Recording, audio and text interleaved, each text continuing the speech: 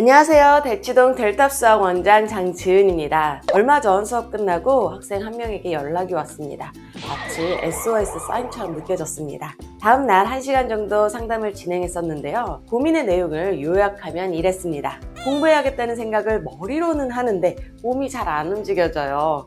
누구나 갖고 있는 고민이죠. 어른들조차도요. 계획을 세워도 결국 작심삼일로 다 끝나게 되죠. 주위 사람들에게 장추진이라고 불릴 만큼 생각하는 동시에 몸이 움직이는 저조차도 이것을 너무 무서워합니다. 바로 작심삼일. 작심삼일을 이겨내기 위한 지은쌤만의 3가지 방법. 1. 나의 상황에 맞게 계획을 짜기. 중학생들은 계획을 세워본 적이 거의 없다 보니까 어른들이 가이드라인을 조금 잡아줘야 합니다. 첫 번째, 과목별 45분 동안 얼만큼 공부할 수 있는지 체크. 예를 들어요, 45분 동안 수학 30문제 풀었어. 이런 식으로요. 잠깐만요. 중요한 팁 하나 드리겠습니다. 1시간 계획 세운다고 1시간 양을 체크하시면 안 됩니다. 45분 정도의 양을 체크해서요, 성공률을 높이는 것이 포인트입니다.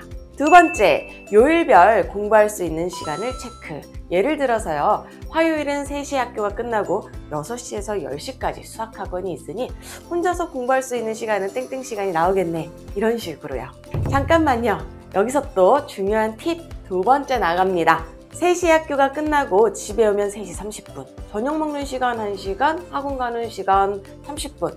그러면 3시 30분부터 4시 30분까지 시간이 있네? 1시간 공부하면 되겠다. 안 됩니다. 안 됩니다. 네, 간혹 학교 갔다가 학원 가기 전에 공부를 하지 않는다면서 걱정하시는 분들이 있습니다. 어른들도 일 갔다가 집에 와서 바로 일하기 싫을 텐데 아이들한테 강의하는 건 좀 중간에 끼인 시간은 자유시간으로 주세요. 그때 공부를 하게 되면 땡큐고요. 안 하면 그냥 쉬게 해주세요. 아이가 숙제를 다 못했다면 그때를 이용해서라도 하려고 노력할 수 있겠죠. 델탑 수학에서는 숙제가 많은 날 꼭 숙제할 수 있는 날을 먼저 계산하게 하고요. 언제 숙제를 할 것인지 분량을 나누게 합니다. 수업 중에 아이들은 공부 계획 짜는 법을 조금씩 배우게 됩니다. 2. 집 밖으로 나가기. 저는 시험 기간 주말에 일어나자마자 바로 스터디 카페로 가라고 합니다. 또는 어떤 카페든 학원이든요. 저도 쉬는 날엔 조금 더 자고 싶은 생각이 자꾸 듭니다. 그래서 일어나자마자 바로 카페로 가서 일을 합니다. 그리고 2-3시간 후에, 그러니까 잠이 완전히 깬 후에 집에 가서 밥 먹고 씻고 다시 일을 하죠. 델탑 수학에서는 방학 중 낮 시간에 플러스 수업 시간이 있습니다.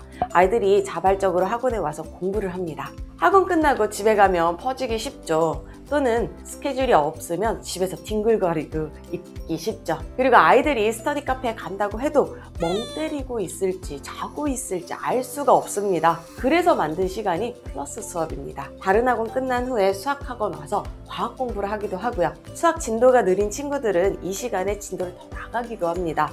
어떤 과목이든 상관이 없습니다. 저는 아이들이 저와 함께 공부하며 함께 발전하기를 바랍니다. 3.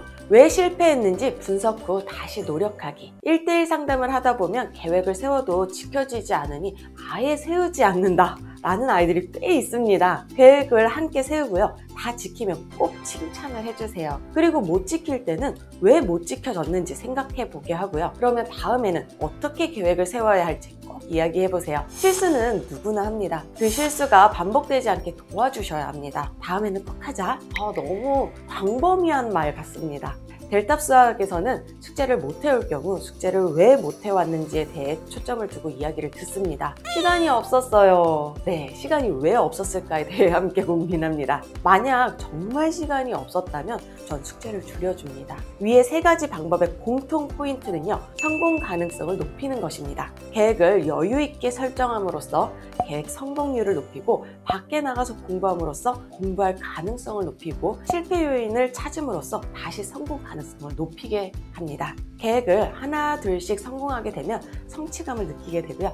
작심 3일이 작심 5일이 되고 작심 7일이 되면서 아이 스스로 자신과의 싸움에서 이기는 법을 배우게 됩니다. 도움이 되셨다면 좋아요, 구독 부탁드립니다.